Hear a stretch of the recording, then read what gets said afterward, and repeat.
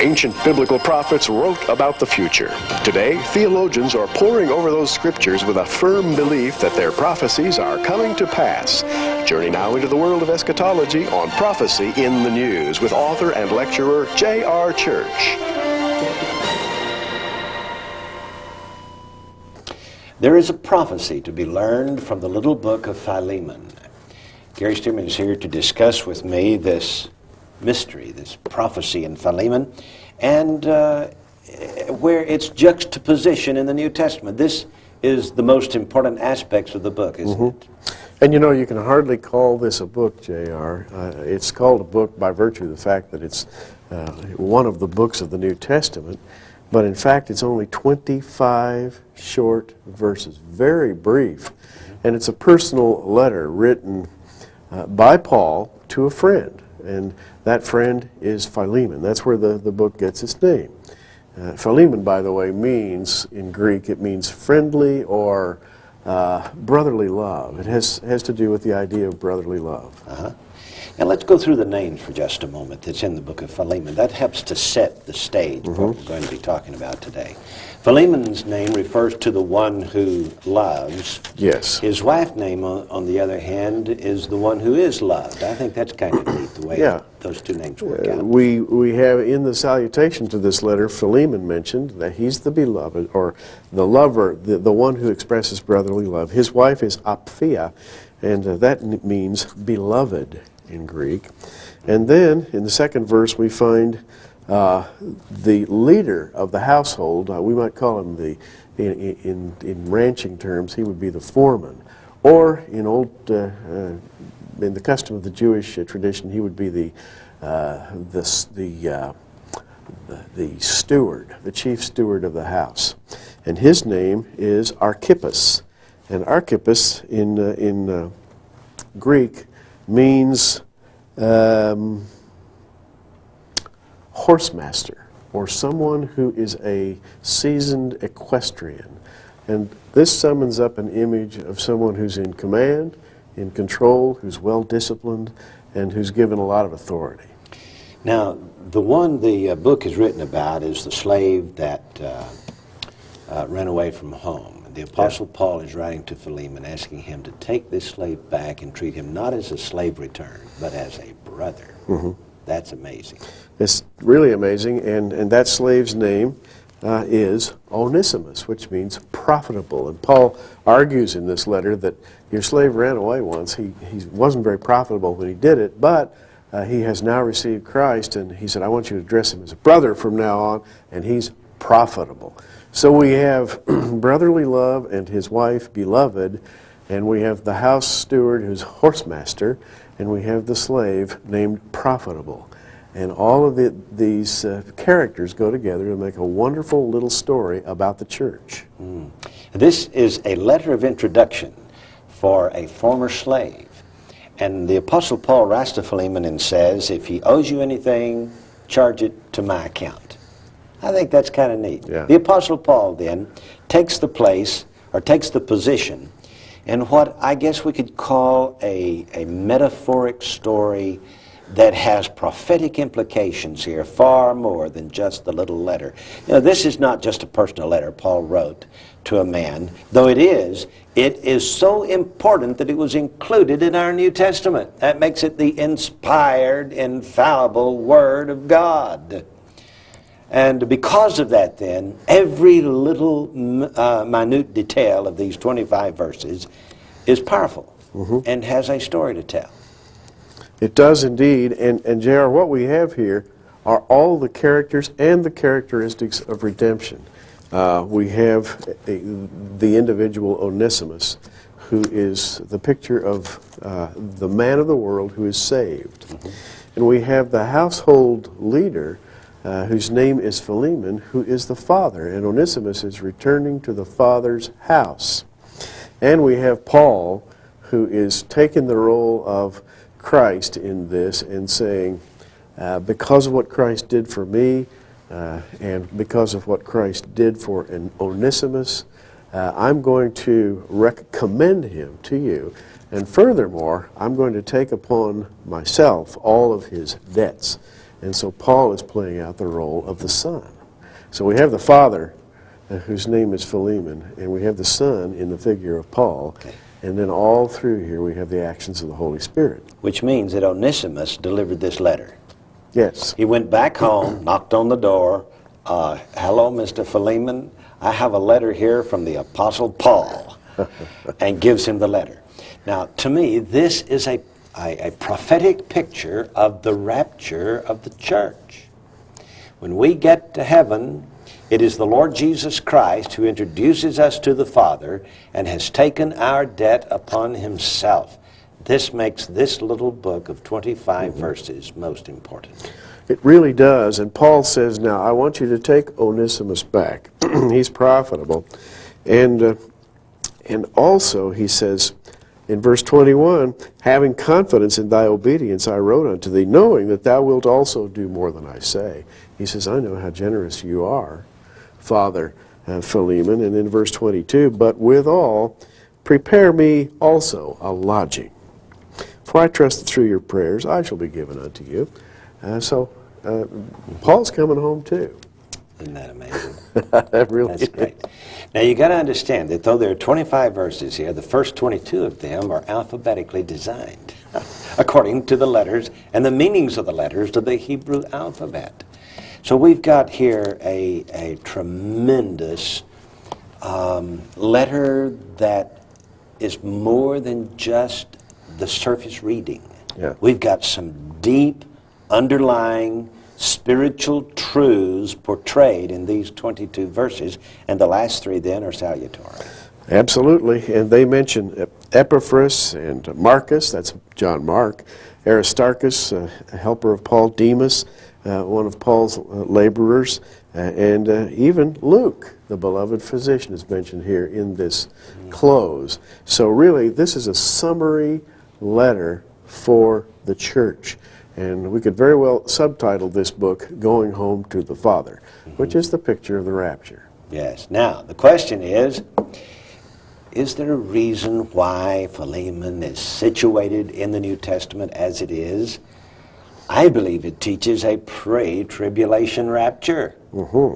So, Gary, let's look at the 27 books of the New Testament for a moment and see the juxtaposition of Philemon among that group of books. First, we need to go back to the little book that J.R. and I co-authored some years back, and I can't even remember now how long it's been. It's called The Mystery of the Menorah and the Hebrew Alphabet. And in this book, we disclosed a discovery that we made, namely that the sevens of the Bible, and there are, I don't know how many, hundreds of sevens, all correspond to the seven lamps of the temple menorah in their layout. And that means that the central lamp, or the shamish, is the most important figure. Not number 1, not number 7, but number 4, the central lamp. And lo and behold, we also discovered that there is a 9-lamp menorah called the Hanukkah menorah, which we discovered is the menorah of grace. And this lamp has 4 lights on each side, plus the shamish, the one in the middle. It's lamp number 5. And 5 just happens to be the number of grace. Yes. And we discovered that this menorah of grace divides the New Testament into 3 parts. Yes, there are 27 books of the New Testament, and each of these books, or each of these sections has 9 books. 27 books, 9 times 3 is 27. So there are 3 Hanukkah menorahs in these books. The first 9 books were written to the Jews. The last 9 books were written to the Jews. The middle 9 books were written to Gentile Christianity, the church. And this is what is so remarkable about the layout or the design of the New Testament. We have so much we want to tell you about that. We're going to break away in just a few moments, but when we come back, we're going to lay this whole thing out for you and show you that Philemon is the last book of the middle 9, the conclusion of the church age. Wow. It's a very exciting study, and just hang on because we've got some things to show you. You didn't know that the Bible has a large structure, but it does. Of the 3 Hanukkah menorahs, the first 9 books of the New Testament, depict the first century. The last 9 books depict the tribulation period and the conclusion of history, and the 9 in between specifically given to Gentiles, to the church age, the dispensation of Gentile Christianity. Gary, this final book here, Philemon, the 9th book of the 2nd division, is the final book of the dispensation of Gentile Christianity, just before the book of Hebrews, and Hebrews is a book to the Jews. I believe that's 144,000, represents a message to the 144,000. And then the next 7 books, James through Jude, represent the 7-year tribulation period, and we've talked about that in the past. Yeah, we sure have. Altogether, the New Testament is divided into 3 parts, the number of divine fullness. Yes. Oh, there's more. We'll be back in just a moment. Now, we can't cover 27 books in the next few moments, but let's at least clarify these books to show that the first 9 are Jewish, second 9 are Gentiles, and third 9 books represent to the Jews at the end of the age. Yes. We know that Matthew, Mark, Luke, and John and the book of Acts are just Jewish as they can be. Sure. Everyone in them is a Jew. There's the Roman centurion and so on, but basically the major characters are Jewish, and it's to the Jew first. Right. What about Romans, 1st and 2nd Corinthians, and Galatians? Why are they Jewish? Well, to begin with, Romans carries over the theme. We read in Romans 1:17, "For therein is the righteousness of God revealed from faith to faith, as it is written, the just shall live by faith." And Paul is explaining that he's taken the gospel to the Jew first and also to the Greek, Romans 1:16. And the whole book of Romans is about the Jews, isn't it? Absolutely. And Israel's rejection. For example, in chapter 11 of Romans, speaking of the Jews, "Now if the fall of them be the riches of the world, the diminishing of them the riches of the Gentiles, how much more their fullness?" Again, this is the Jews. And so the book of Romans is explaining the link between Judaism and Christianity in very clear terms. And the fact that Israel was set aside, the gospel might be given to the Gentiles, there'd be a day when the Jews would be grafted back in. Right.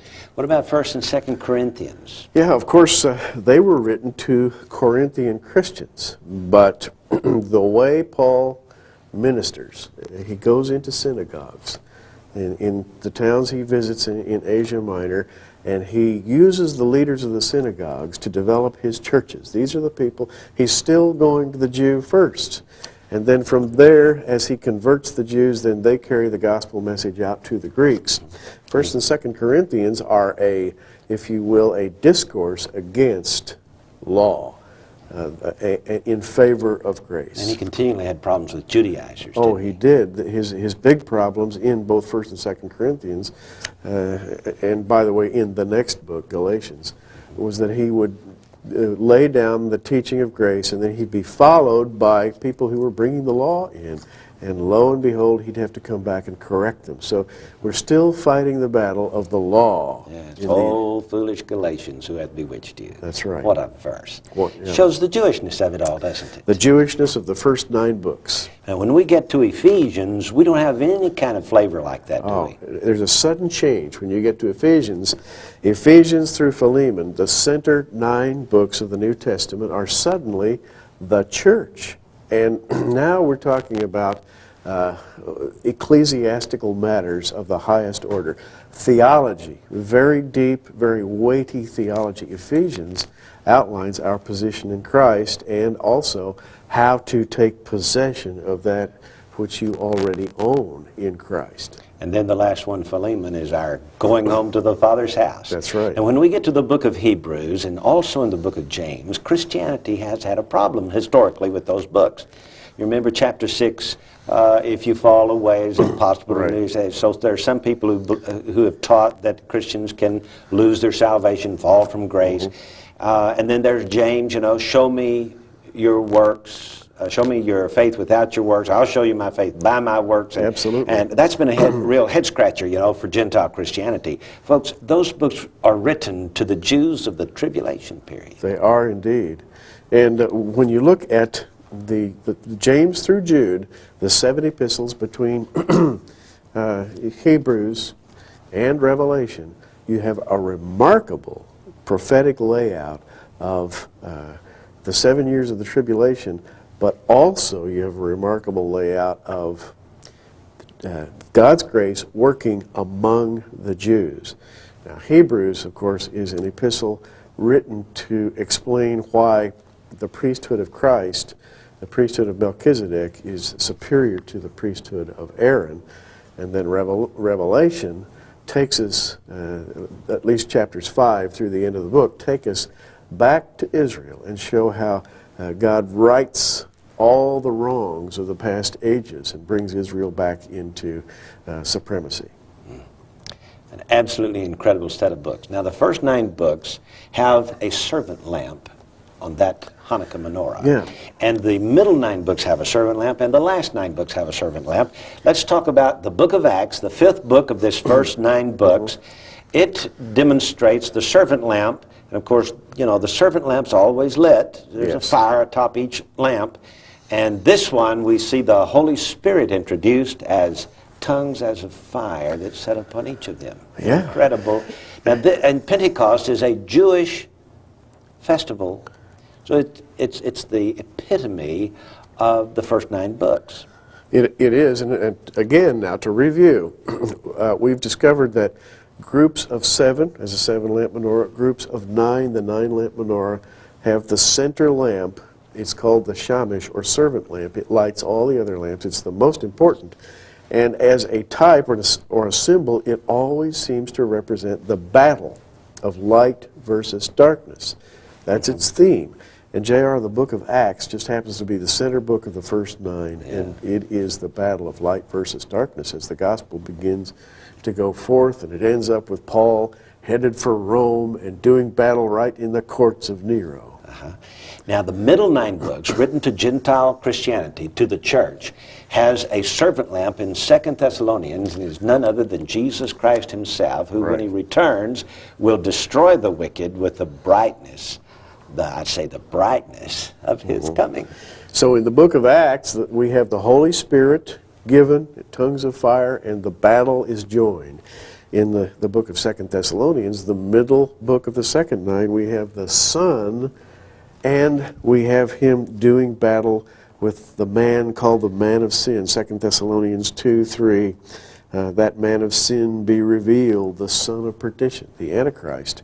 And here the battle of light versus darkness is joined between the Son and the man of sin, man of perdition.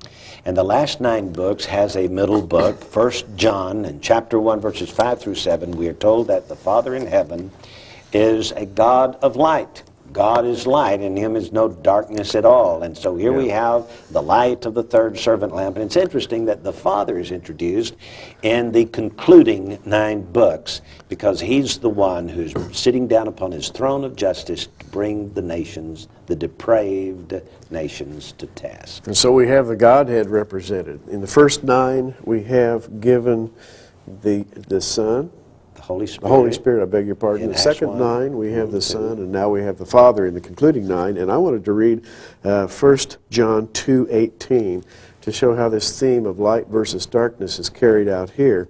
Little children, it is the last time, and as you've heard, that Antichrist shall come. Even now, there are many Antichrists, whereby we know that it is the last time. And there's, again, this theme of light versus darkness in the center book of the concluding 9. And Philemon, of course, is the most important one we're discussing, because it is a picture of our going home to the Father's house. Gary, the names here in Philemon and the richness of the teaching here, the meanings of their names tells a story in itself. And I hesitate to use the word, but you know, this is better than Pilgrim's Progress. This literally becomes an allegory. Forgive me for using the word. You've got to understand that there are allegories in the Bible, and this is one of the best. And this one has allegorical names. Philemon, the man who exhibits brotherly love, and Apphia, his beloved wife, and Archippus, the master of the house, and Onesimus, the profitable servant. And Paul, when he addresses this letter, it's like a prayer. He's sending it up to the Father and saying, receive my profitable son, Onesimus, and if he owes anything, put it on my account. It's really an amazing story. The Lord Jesus Christ has literally taken our sin and paid the price for it. And so Paul here, taking the position of Christ, offers this letter of introduction. And Gary, you know, the rapture's just a hoot and a holler away, or maybe I should say a toot and a holler away. We're listening for the shout. Shout and the trumpet sound, Yeah, you know. that's right. And as a matter of fact, many people are beginning to think that now is the time. And they're getting prepared to go home to the Father. And the way that can happen, and the only way, is just as illustrated in the book of Philemon, and that is through the Son. The only way you can get to the Father is via the Son. And you know, once we're gone, the 144,000 are going to have their spiritual eyes opened, their insight will be tweaked, and they will be able to finally understand that Jesus Christ really is their Messiah. And I think they'll be scrambling to read the book of Hebrews, because that lays it out to the Jew perfectly. It does indeed. And in fact, if you notice, J.R., the 7 epistles that follow Hebrews are addressed to the Jews in their salutations. And the Jews will find those quite comforting to read. Yes. Now, what about your salvation? Do you know Jesus Christ is your personal Lord and Savior? If you don't, you can trust Him today, and you can be ready for the toot and the holler, the shout and the trumpet sound. Just pray and ask the Lord to forgive you and save you. He will if you'll ask Him. I pray that you will. This is J.R. Church. We'll be back in just a moment with a wrap-up.